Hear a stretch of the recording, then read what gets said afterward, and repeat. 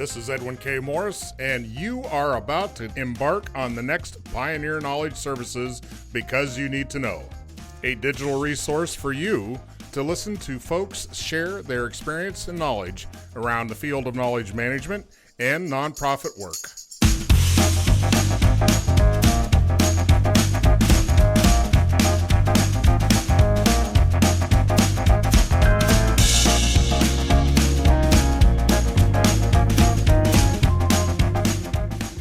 If your company or organization would like to help us continue this mission and sponsor one of our shows, email byntk@pioneer-ks.org.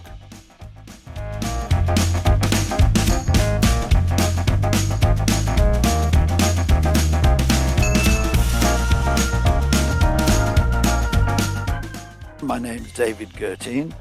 I live in England. I live in a little town called Fleet, which is, I guess, about 30 miles southwest of London. One of my favorite spots that's maybe about 10 miles away is an old abbey. It's called Waverley Abbey. It was the first Cistercian abbey in England, and unfortunately got pretty much decimated by our good King Henry VIII. But what's fascinating about the abbey, there's still some quite substantial remains of the abbey, but there's a small river that runs by it. And alongside the river, there are a large number actually, of so-called dragon's teeth. And a lot of people might know these. They are still in use today, but they were mainly used in the Second World War to deter tanks. They're big triangular concrete blocks that tanks have difficulty getting over. When I first went there, I thought, well, what are these? What's a tank trap doing in the middle of the Hampshire countryside?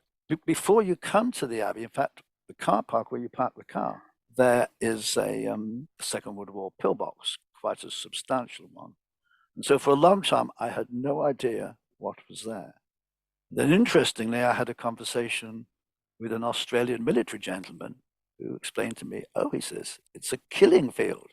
Those dragon teeth would have been either side of the river. Metal chains would have been strung across the river to force tanks out of the river into this large field, and there would have been an anti-tank gun the other side of the field to knock out the tanks. And I thought, well, this is the middle of the English countryside. What's it doing here? A little bit of Googling, and I discovered that during the Second World War, there was a defensive line called the HQ line that ran totally around London. It was a series of tank traps, series of pillboxes to prevent or deter a German invasion coming up from the south coast. So the idea is that the German tanks would come up from the south coast, they would come to this river, they would try to cross the river, they would be forced out of the river by the tiger teeth. Some little men in a pillbox would knock out the tanks. Thank goodness it never happened. That's one of the most interesting places that's close to where I live. This kind of makes a connection for me because one of the things I feel about myself, or one of the questions I always ask myself is, why am I who I am? And I've had a long life now, so I've got a lot of past to look over and a lot of things to think about. What made me who I am? And a big part of who I am is my curiosity. I've always been incredibly curious. So again, those tiger teeth, they piqued my curiosity. I took the time to figure out exactly what they were. But the question is, why am I so curious? And I can't necessarily pinpoint this, but there's one little story that goes way back to my childhood. I was maybe 7 or 8 years old. One winter evening, my father took me into our back garden. It was a clear night, beautiful starry night, and he pointed out the stars to me. He pointed out the constellations, and he knew them well because he fought in the African desert in the Second World War. In fact, he was actually captured by the Germans at the first battle of El Alamein. So I say, he knew the constellations well, so he showed me the constellations. And this could be a false memory, but I'm pretty sure part of the little conversation we had, he explained to me that the stars were distant suns like our sun. And he explained that possibly there could be planets around some of those distant suns. And just maybe on one of those planets, there were a father and son looking up in the sky, having a conversation just like we were. I think that could be a false memory, but I would swear that we had that conversation. Mm, And so that got me extremely interested, mm, basically, in where we came from and yeah, the origins of the universe. And yeah. so I studied physics at university, and my first job was with British Aerospace, and an aerospace company. Mm, I wanted mm. to help build things to go to the moon. So I think it was that piqued my curiosity all those years ago. And do you have an age? Do you have an age guess how old you were? 7 or 8. I can pinpoint that by the house we were living in. Mm-hmm. And that's kind of interesting because it was a conversation. Mm. And it's something you were saying earlier about how conversations live on in your head. Yes. And I think that little conversation, the thought of the father and son on another planet, No kidding. that stuck with me. That creativity and search for answers, being inquisitive and having the awareness to ask questions. Not everybody has that skill set to, one, be aware enough to know. Go back to your dragon teeth concept. How many people look at those and wonder what that is, but they don't spend any energy trying to figure out what it is, and they don't ask anybody, right? They forget about it, and it's not important. But you make things important enough to understand them. Exactly. Yeah? Exactly. So tell me what human trait that is that builds that capacity. That's a question that's on my mind a lot. Because if you think about the world and you think about the problems that we face, we need more people who are curious, who are going to question everything. Because there's so much that's good in the world, but there's so much that's wrong in the world as well. We need that curiosity. It seems to me that curiosity drives so much in what it is to be human. I say it's a question that's been with me. Mm-hmm. How do you train? How do you educate? Don't like train, educate. How do you educate people? I'm not too sure I even like educate. How do you encourage? How do you create an environment where, I guess, children, but even adults, are more curious? The environment has to be, one, safe for someone to put themselves out there. Yep. And if that parent, just change your paradigm, if you just went back to that 7-year-old kid and that experience would have been to a negative degree, reverse the story, flip the story and say, oh, my dad said, he started saying, we're going to all die and it doesn't matter. And, if the experience would have been to the negative, then that imprint would have been to the negative. Yeah, it may well have been fear. This came up in a recent conversation about the definition of art. Now, in this story, I was hearing from a fella, he was saying that he wanted to bring this skill to his grandkids, right? He wanted to impart, similar to what your story is here, he wanted to leave them a positive story about, he's a general contractor, he's a builder, but he wants to build a workshop with the grandchildren just to make wind instruments, musical instruments. So I was listening to that. I said, well, then I pulled up this definition of art. Well, by definition, you're an artist. So the art of creativity is something that you can instill or at least example for someone else to say and change their mindset, right? Change their filters. This definition of art sticks with me because it covers everything. It covers everything you're just talking about. Art is the conscious use of skill and creative imagination, especially in the production of aesthetic objects. So if we think of language as an object, you could argue either way, but I think language is an object. It becomes an imaginational thing, right? When I tell you the table's red, you know what a table is, you know the color red. So there's an objectification in language that crosses a threshold from me to you. And it's just by you hearing the words.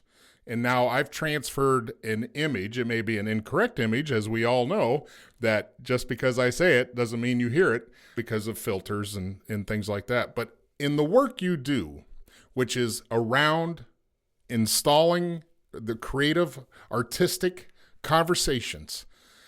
The design is to do what out of the work you're focused on? What is the output of these conversations? I think a conversation can have many different purposes. It could be to explore an issue. It could be to solve a problem. It could be to explore an issue. It could be to build a relationship. There are many different purposes. I've just been reading a book entitled The History of Conversation, and I've forgotten exactly who it is in there. They make the point that I've forgotten the philosopher, but he was traveling the Highlands of Scotland, and he said in his memoirs or his diary, in the Scottish Highlands, there was much talk, but no conversation. And for him, conversation had no purpose. The value in the conversation was actually the conversation itself. If you were talking about politics, or if you were deciding which village to visit next or what have you, for him, that was talk, but it wasn't a conversation. A conversation is maybe a little bit like what we're having now. In some ways, the conversation we're having, there isn't a particular purpose, there isn't a particular script, there isn't a particular planned outcome. The conversation is going to take us wherever the conversation takes us. People for whatever reason, get immense pleasure from that. Yeah. I run the knowledge cafes, and people by and large love the knowledge cafes. I've never had one go significantly wrong. But if you try to pinpoint exactly what it is about the cafe that makes it so enjoyable, it's very difficult. Usually there's no consensus on anything. There's no agreement. There's no outcome. But does that end up being the outcome? At least the outcomes. It didn't end up in a fist fight and nobody threw their coffee at the wall, and Well, no, it's the conversation. It's the enjoyment is in the conversation itself. Not even particularly about the content or the outcome. I think most people would say not everybody they want to have a conversation with. No.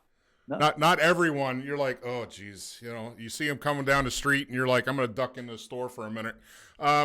Because either they dominate, they don't have a conversation, they just fill up space.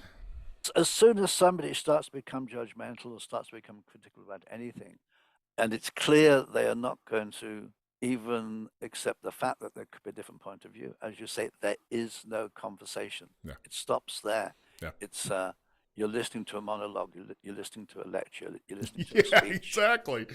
Yeah. And it's not particularly enjoyable. I'll give you a story. I was working in the federal space in the U.S. Army as a contractor, and I'd just taken this new position, and I was being shown around the office and introductions and all that jazz.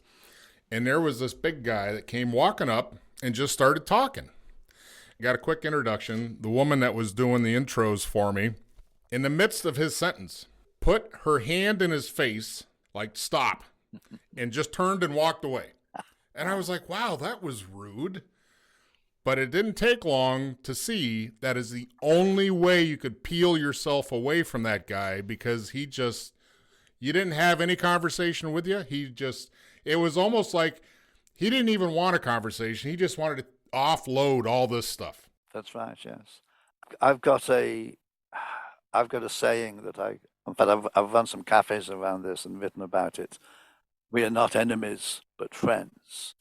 And the whole idea of this is that if somebody comes to me with a very different opinion of some issue, and it could be an issue that's important to me, I don't want to see that person as an enemy.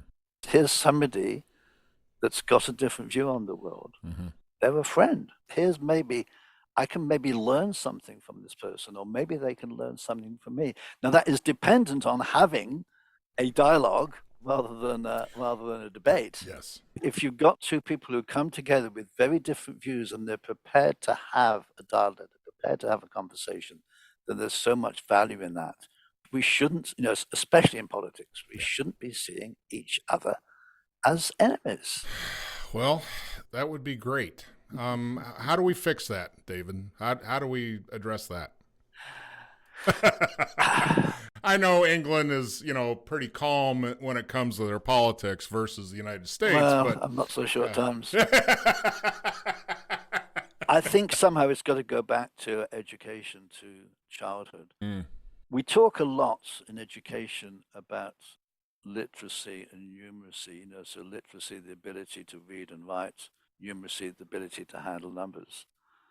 There's another word, and that's oracy, which hardly ever gets mentioned. And Say it again. oracy, O-R-A-C-Y, oracy. You don't know the word? No, I didn't know the word No. until a few years ago. I think the word was invented in the 60s. So oracy is the ability fundamentally to listen and to talk. Oracy is fundamentally about the ability to have a good conversation. And actually, in some schools in England, it is actually taught. Oh my good God. Yeah. Why do I not exactly. know this word? Why don't I know this word? Well, it's a British Probably. English word. That's why. That's one reason. It didn't make it across the pond. Merriam-Webster's definition is proficiency in oral expression and comprehension. Mhm. Those are two independent parts that don't always commingle in a person's brain. There's those that just blah, blah, blah. But the comprehension requires reflection. Comprehension requires building concepts and understanding and hopefully some empathy, I would think. Yeah, absolutely. Interesting. But you think about it, it's not taught in schools. Gosh, what was it? So I'm gonna guess back in my dad's era, my mom and dad's era. They were both born in 1925, so their primary school would have been a one-room schoolhouse. At least my dad's case was that. So they were in a one-room schoolhouse. And this is one thing that was obvious to me, is that because of the type of schooling they had, they were in almost an intra-generational space, because you had all grades. You had old kids and young kids all in the same schoolhouse. Yes. I think there was probably some unintentional learning of comprehension that since then we don't have that experience, because now you're separated. You're separated by age. But interesting. So yeah, the comprehension, I think, is, well, I mean, you might as well call it critical thinking. I mean, that's the common term in the military. Well, Where's your critical thinking? it's interesting you mentioned critical thinking, because let's pick up on another issue here. Often when we see people who maybe harbor crazy ideas, conspiracy theories and what have you, one of the standard responses is that we need to teach children to be better critical thinkers. Now, that only goes so far. All the research, all the psychological research pretty much shows that on most issues, and in particular, moral issues and political issues, we are not rational. Yeah, you're with me. we have an opinion, an instant opinion on everything. Yeah. and that has, I guess, been formed over the experience of our lives. We express that opinion, and then if somebody asks us why we have that opinion, we post-rationalize. We then look, and often we struggle to find explanations as to why we believe that particular issue. Now, what the research shows is that people who are better critical thinkers are better at post-rationalizing. So they're clearer in their comprehension of... Well, so what you're saying is that they're just better argument makers, or they're substantiators of their argument. They are better argument makers, yes. Yeah. So the definition, just to get clear on this, the definition of critical thinking is the objective analysis and evaluation of an issue in order to form a judgment. Before I looked that up, I was thinking... the synonym to me of critical thinking would be common sense. The old, you just need some common sense. But in this definition, it's not common sense, because this is not common. This framework, the analysis, evaluation to form a judgment, that's more process. That's like a process you have to follow. Let's say a little bit more here. If you look at the way individually, the way that we reason, the way that we make sense of the world, I think if you go to Wikipedia, there are like 200 cognitive biases in Wikipedia, all sorts of ways that, all sorts of flaws. Well, actually, they're not flaws, but let's call them flaws for now. All sorts of flaws in our thinking. So individually, we are not terribly good at reasoning. which seems kind of strange. You would have thought that evolution would have, shaped us a little better. But I think we got the fire hot, fire hot, fire hot. We got that part. But other than that, we got that part. But if you look at reasoning not as an individual capability, but as a social capability, you think of reasoning as being social, then it takes on a whole different light, because you have formed your opinion without really evaluating the evidence. I've formed my opinion, a different one, a very different one, without evaluating the evidence. Other people we will all have different opinions that have been formed with very little evidence. Now bring those people together in conversation to start to, and maybe use some critical thinking to start to evaluate those different points of view. We are much better at that than doing it on our own. Far, far better at it, indeed. So what you're saying is collaboration is easy then? Not easy. Okay. All right. Not easy. because that's why everything that's run by a committee just goes so much better, because everybody's got a hand in it. You need people to come together and be open-minded. If they're just going to come together and stick to their ideology, their dogma, and fight, which is what the politicians seem to do, we're not going to get anywhere. But if you come to the conversation having recognized that as individuals we are biased and we get things wrong, and that we need other people with different opinions to bounce those ideas off, then there's a chance that we might just make better sense of the world and make better decisions. That requires listening. Yes. So out of all the discussion that we've just had, we have not hit upon the secret sauce, which is you have to be a participant in the engagement of conversation, which implies that you'll be listening. And that's where we've lost a lot of this social understanding. You bring it into a social context.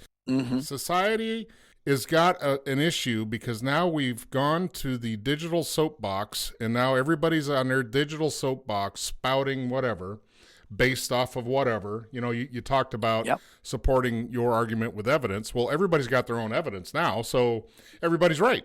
Everybody's right in their mind because, this says this, and that's, You can take any issue, and if you've made up your mind on the issue and you go to the web to look for evidence, you can find it. It'll be there. Whatever. Oh, so it's a scientific approach. Oh, yes.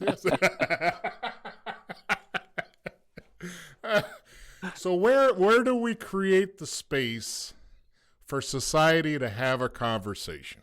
There are a lot of people and a lot of organizations organizing conversations. As you know, I do it through my knowledge cafes, but there are Benjamin Franklin had his Junto Club, where he brought, in those days it was men, but he brought men together to have conversations around local social issues.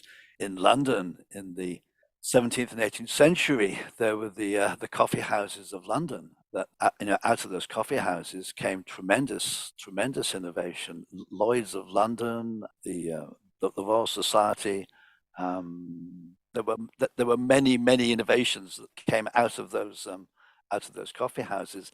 In Paris, the salons of Paris were well-to-do women, and well-to-do people actually, together to have all sorts of conversations, be they political or philosophical. So it's creating those spaces for genuine conversation. It's always inspiring when I learn stuff, and maybe we talked about this Junto Club before. According to this, when Benjamin Franklin was the age of 21, he created the Junto Club. Now, I have to wonder, knowing that this is based in inspiration, as an inventor and a thinker, big thinker kind of guy that he was, do you think it was very open to everybody to be there? No. Oh, no, absolutely not. Well, I say that. I mean, there certainly weren't any women in his Junto Club. Okay, but he did have a mix. I mean, I know there was a runaway student from Oxford. There was a carpenter. Well, let me go on to the detail. It was Okay, it was made up of a diverse group, including printers, surveyors, cabinet maker, a clerk, and a bartender. Yep. So he made sure the drinks were flowing, I guess. So what he had there was some cognitive diversity for sure. You betcha. Yeah. Yeah, that's interesting. I think it was the Library of Philadelphia came out of that Junto Club because books in those days were very expensive and they were usually shipped over from England. The house that they met in, they put a room aside where they deposited their personal books in that room so they could share them amongst themselves. But later they opened that room up to the public. It was one of the. Yeah, it goes on to talk about the Library Company of Philadelphia, first lending library in the United States. You're right. But I want to talk about, he calls them the 4 pledges. Something I think humanity needs to hear, and it's Benjamin Franklin's autobiography is the credit, but this is the quote. Our debates were to be conducted in the sincere spirit of inquiry after truth, without fondness for dispute or desire for victory. Exactly. We need a little of that. Where's that guy? He did have a set of rules. I've forgotten the rules now, but I think he had five principles. Yeah. They were fundamentally about the pursuit of truth and about openness. In fact, they weren't rules; they were pledges. Remember, had to pledge. Yeah. Very cool. Yeah. I love this. This is awesome. And this is going to come in very handy in the near future. So thank you very much for that. Now, there are people today who create their own Junto clubs. There are modern-day Junto clubs. And there are also things called Jefferson dinners. It seems Jefferson used to bring people together to have conversation over dinner. I know less about that, but in history, there have been a lot of different ways that people have come together to have, shall we say, meaningful conversation. Yes. Those meaningful conversations, yes. And that's what we need more of. Everybody's on their monologue. Everybody's on their flag-waving mantras, and it's like, oh, yeah, absolutely. Can we stop this nonsense? There's a lovely story. I keep meaning to write something about it. Let's see if I can remember the details. This was a Muslim MP. I think she was the first Muslim MP in, I think, Denmark. And she used to get masses of hate mail, really nasty vitriol. And for some reason, she kept it all. It didn't seem to affect her too much, but she kept it all. And one day, she was telling a friend about it, and the friend said, well, why don't you talk to them? So she went back. Crazy idea. Crazy idea. Why would I do that? She went back to her email archive. She found the one man who had been, the most persistent, most sort of nastiest troll. She found him, I think, on Facebook, on the web in some way, actually found his phone number and phoned him up and said, would you like to invite me for tea? And he accepted. And she actually went to his house, which seems incredibly brave, and had tea and a conversation. Now, she said they came away from that. They didn't agree on anything, but they had a civil conversation over their differences. I must look that up because I would have hoped that maybe she would have said a little bit more about what they agreed and disagreed on and just quite how that conversation went. But the fact that she did that. It is brave, is what it is. It's quite amazing. Yeah, I don't know if I'd have done that. Brave, yes, incredibly brave. So on the Jefferson Dinner website, it's a .org, so I'm assuming this is a nonprofit around this whole concept, and it details how to do a Jefferson dinner. But they have a quote here from Thomas Jefferson that says, I never considered a difference of opinion in politics, in religion, in philosophy as a cause for withdrawing from a friend. Absolutely. Comes back to my friends, not enemies quote again. And that came from your president. Civil War president.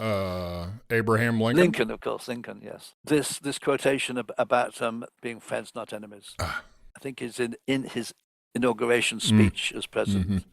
He referred to it. Yeah, we need a little more of that instead of the defensive posture in attacking everything. I don't know how to retract it, though. I don't know how to pull that back.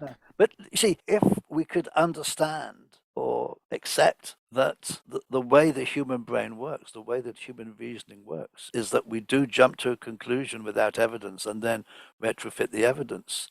If we can accept that about ourselves, then it's so much easier to talk to somebody who's got a different opinion. There's hope. Yeah. There's hope. Maybe it's age, and maybe it's the current situation of such in the last 7 years or so in current United States. Maybe it's a combination of things, but what Thomas Jefferson's talking about and Benjamin Franklin sounds like a lot of work. Sounds like way too much work to bridge the gap. There's part of me that says that. The other part of me says that we go back to what we talked about when somebody is just a machine of monologue. I have more issue with the machine monologue than opposing concepts, opposing opinion. So for me, it's a boundary issue. There are certain elements in our political structure, I just don't have time for any of that. And I don't want to listen to anybody that's spouting that stuff. It's against the grain for me. It's a like, very different mindset. These are people who see, they actually see conversation as a battle. Not as a battle, they see it as a war. And of course, in war, basically anything goes. Do have a certain amount of morality these days in wars, but basically in war, there is no morality. You can say anything you want, that the whole essence of war is winning. And that's what so much politics has come down to. Let's get off that light subject and wrap things up with a... We were doing so well. I think the challenge to put out there for everybody is have a Jefferson dinner and start a Junto club and get some conversation cooking in your own backyard. So the common term 40, 50 years ago was a NIMBY, right? Yep, okay. Not in my backyard. I don't care. I don't care about saving the planet. Just don't mess up my kitchen space in the backyard. But the challenge and this is a societal challenge, it has nothing to do with race, creed, religion, none of that stuff. It is this tribalism that we need. This seems to be an antidote for that. I think it is. I mean, I suspect we're never going to totally get away from our tribal nature. That seems to go very deep. I think what's positive and what's optimistic about this is, when it comes to having real conversations, each and every one of us, if we choose to, has got the ability to do that. It's kind of a mindset thing. It's just seeing things a little differently and recognizing, that most of the time we're not right. Mm-hmm. If we want to learn, if we want to make better decisions, if we want to understand the world better, hey, the way we do that is through a conversation where someone's going to challenge it, is going to challenge our views. I mean, interestingly, I had a conversation with somebody the other day. For the first time, really, we had a difference of opinion, and I asked them why they thought the way that they did. And it was obvious to me that they were struggling to give me rational reasons as to why they thought the way they did. Maybe in the past, I would have thought them stupid. Maybe I would have argued with them. But I realized that they were doing what we all do. They had an opinion, and they were trying desperately to rationalize it. And at the same time, I realized that I do exactly the same. It's not that I'm any better than them. We're both doing the same. The difference is that if we understand you were right and he was wrong. See, that's the difference. But if you can get away from the right and wrong. Yeah. Wouldn't that be nice? Well, what's David Gurteen's definition of knowledge management today? Oh, my God. Having good conversations. There you go. Perfect. Having better conversations. All right, I'll take that. That's what I'm doing with conversational leadership. It's about, fundamentally, at its roots, it's about having better conversations. Now, going back to Benjamin Franklin's Junto, he's got a prescription that sets boundaries, back to your idea of the pledges, right? Yeah. In another line of work I was working in, they set the container. These are the rules of the container. The rules, right? yes. You've got to have an operating system in which to to operate in. Yes. And everybody's got to say yes or no. And if you're saying no, then boom, you're not in this conversation. What she's got there is 5 pledges. I've written something about a covenant, and I've got something like 10 pledges. Okay. So, again, there's simple things like, again, no ad hominem attacks is an obvious one, because as soon as you do that, there's no conversation. Nope. Conversing in good faith, tell the truth as best you can. If you are trying to deceive the other person, you're trying to lie, it's not a conversation. Nope. It's not too difficult to actually define those rules and agree those rules.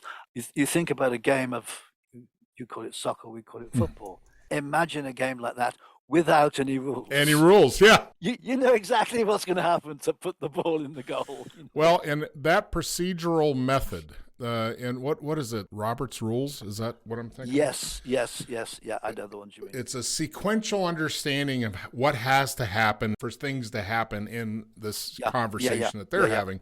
So what you're doing is you're just really laying down the baseline so everybody agrees to how they will behave. And we're talking behavior, just people and how they behave. And if you don't have that agreement, if you don't have that agreement, then there is no conversation. Yeah. It's not that difficult, actually. Well, it is and it isn't. Yes. It's not. Conceptually, it isn't that difficult. Yeah. It's like, I know I'm supposed to drink 8 glasses of water a day. I know that. Do I do it? But the common sense part of this says that every meeting, every organizational meeting, every conversation should adopt some methodology that gives this protection. I use the word protection, but it creates a safe operating system. Amy Edmondson, calls psychological safety. In fact, that's exactly when I talk about the covenant that I talk about it creating psychological safety. So actually, it's more than psychological safety, isn't it? You're not going to have a creative conversation if you don't have that safety. Why am I going to put this out there if I'm just going to get stepped on? If there's always this defensive with somebody in the group, then more people are quiet. They don't participate. They don't engage. They're cautious. It's interesting. Theodore Zeldin has a wonderful quotation. There's a wonderful quotation I often quote, a lot of people quote, from his little book on conversation from 20-odd years ago.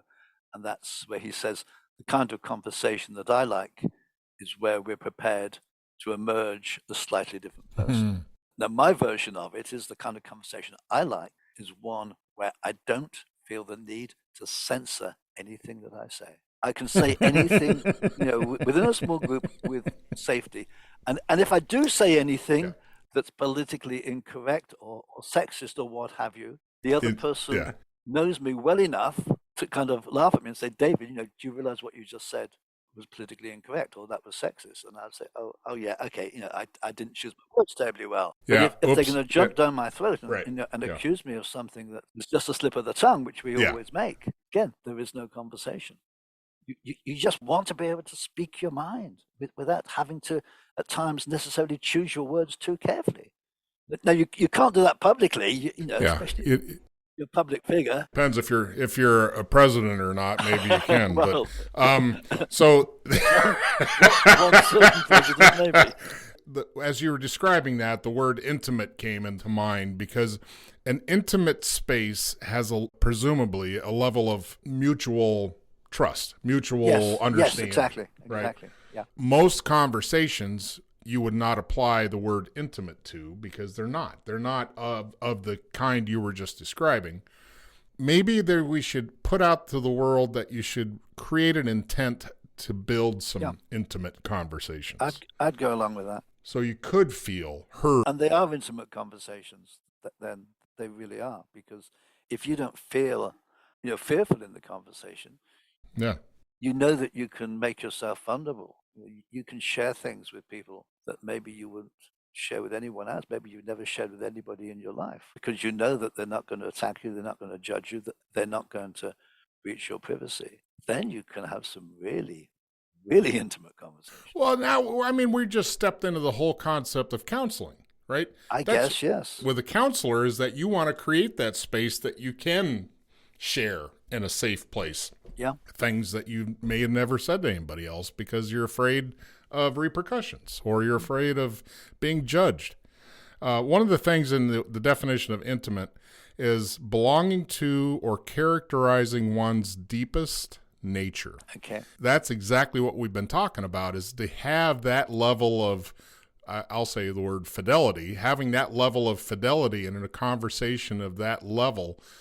That's where super meaning comes from, because see if you agree with this. So the idea of open thinking or talking your way through a thought helps in some degree, because once you think it, that's one way you hear it in your head. But when you say it, it gives energy to it, and it may not sound the same as it did inside your cranium. So it's always good to talk things through. You know, I give you a case in point, like proofreading. This is a simple concept. Okay, yeah. You know, when you're writing an email or you're writing whatever, you're writing some composition, what you type and what the brain says you're saying, once you hear it, it sounds different. Yes. It impacts you differently. So in proofreading, it's great to just read it out loud, because it may not sound the same as you're writing it. What's even better, and I've forgotten, I started to do this and I've dropped out of the habit. If I'm writing something, an article, it's really important that I get the tone and everything right. I use the playback feature, the web. Yeah. So somebody else speaks it and I listen to it. I do that a few days later, and I sit back and I close my eyes and I listen. And as you say, it's very different. It's different. It's not what I was thinking. You're like, wow, what did I write that? Yeah, and you spot the flaws in your logic, and you spot the gaps as well, where you jump from one thing to another without explaining the connection. Yeah, I'm classic for that. I jump tracks all the time. We all do. My wife reads it and she's like, "What the hell are you saying here?" It's like, and I fill in the gaps, and she's like, "Well, you need to write that part because you just jumped the track." Yeah.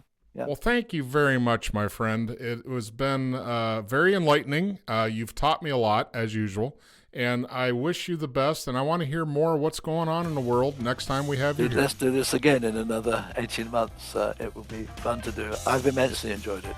Thank you, Edwin. Thank you. Betcha.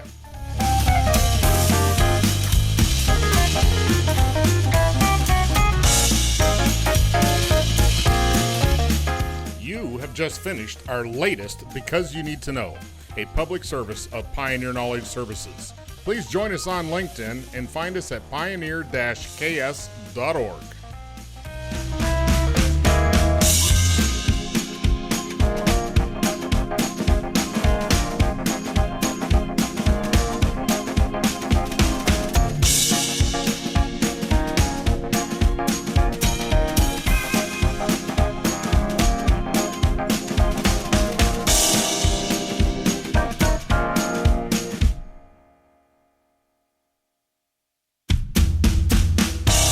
Your company or organization would like to help us continue this mission and sponsor one of our shows, email byntk@pioneer-ks.org.